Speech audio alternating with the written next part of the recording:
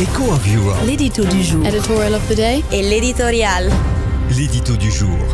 Bonjour Yves Pasco. Aujourd'hui, votre édito s'intitule Peur sur Schengen.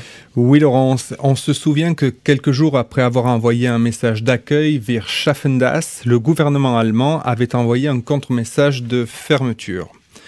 En raison de l'arrivée en nombre très important de demandeurs d'asile et de réfugiés sur son territoire, l'Allemagne avait décidé, le 13 septembre 2015, de rétablir les contrôles à ses frontières intérieures.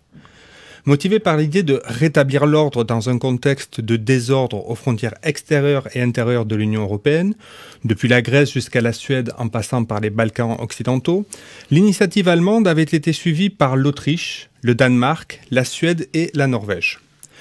En pratique, et en raison de la pression migratoire exercée depuis 2015 sur la Grèce et de la difficulté de cet État à faire face à cette pression, 5 États membres de l'Union ont donc rétabli les contrôles à leurs frontières intérieures. Et cette situation, est-ce qu'elle est problématique ? Eh bien, on peut voir cette question sous deux angles. D'un point de vue politique ou philosophique, on peut regretter que l'espace de libre circulation soit ainsi saucissonné. Mais d'un point de vue juridique, la situation est jusqu'à présent sous contrôle.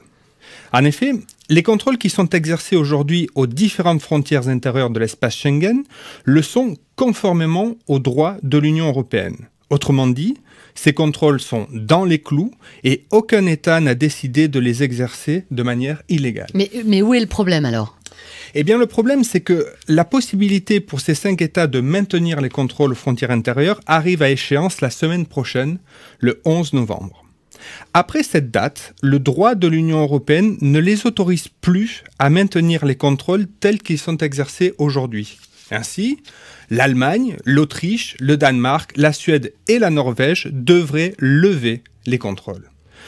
Or, fin octobre, le ministre de l'Intérieur allemand, Thomas de Maizière, a notifié à ses partenaires son intention de continuer ces contrôles pour une période supplémentaire de 6 mois. Il considère en effet que la situation en Grèce et les mouvements de migrants en situation irrégulière dans l'espace Schengen constituent une menace pour l'ordre public allemand.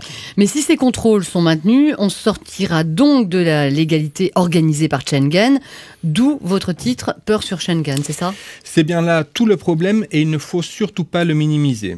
Si les autorités allemandes mettent en œuvre cette décision, elles ouvriront la porte à une explosion possible de Schengen. En effet, et au-delà d'un possible maquillage juridique pour justifier le maintien de ces contrôles, rien n'empêchera plus désormais un État de s'affranchir des règles communes. On peut comprendre les considérations qui motivent le ministre de l'Intérieur, notamment lorsqu'elles reposent sur des considérations d'ordre public. Mais justifie-t-elle pour autant une action qui pourrait être fatale à Schengen ? On peut évidemment en douter, et ce d'autant plus que de nombreuses améliorations ont été adoptées et proposées ces dernières années pour adapter Schengen à la pression migratoire et aux défis sécuritaires. Il faudra donc voir si l'annonce du ministre allemand sera suivie d'effet. Si cela devait être le cas, le ministre allemand ne mettra pas seulement Schengen en péril, il discréditera aussi tous les efforts engagés par les États européens pour sauvegarder Schengen et rendre cette coopération inédite plus résiliente. Il y a donc peur sur Schengen.